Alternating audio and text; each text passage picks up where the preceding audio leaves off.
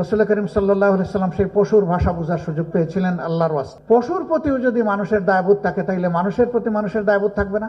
আর এখানে আমরা যারা আছি তারা বড়ই সৌভাগ্যবান যে মানুষ যখন বিপদে পড়ে অসুস্থ হয়, আহত হয়, তখনই আমাদের কাছে আসে। আসার পরে যে মানুষটা আমাদের কাছ থেকে শান্তি পাবে, আরাম পাবে, সিনসিয়ার ট্রিটমেন্ট পাবে, ও মুখ দিয়ে বলুক না বলুক, সেই মানুষের দোয়া আপনি পাবেন। আলহামদুলিল্লাহ, আমরা সেই মানবিক জায়গাটা তৈরি করতে পারি কিনা? আল্লাহ আমাদেরকে যে বিবেক দিয়েছেন, সেই বিবেক অনুযায়ী আমরা দুনিয়ার সামনে একটা মডেল উপস্থাপন করতে পারি কিনা?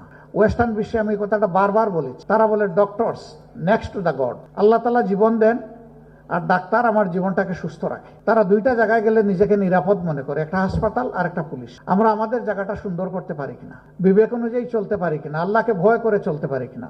হাসরের দিন কিছু মানুষকে আল্লাহ আটকায় দিবেন, বললেন, ওরে বান্দা, তুমি তো অনেক নেকি করে এসেছো, কিন্তু আমার একটা হক তুমি আদায় করো নাই। আল্লাহ বলবেন, সেই হকটা কি? আল্লাহকে বান্দা জিজ্ঞেস করবে, হে আল্লাহ, সেই হকটা কি আমার উপর আপনার? আমেরিকান ASTM স্ট্যান্ডার্ডে তৈরি আধুনিক যুগের আধুনিক pipe, RFL easy pipe and fittings.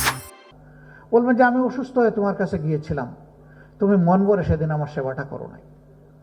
বান্দা চমকে যাবে, হে আল্লাহ, আপনি কেমনে অসুস্থ হবেন আর আমি কেমনে সেবা করব? বলে, হ্যাঁ, আমি না তো, আমারই একটা বান্দা অথবা বান্দি তোমার কাছে অসুস্থ হয়ে গিয়েছিল, তুমি তার সেবা করলেই আমার সেবা করা হতো।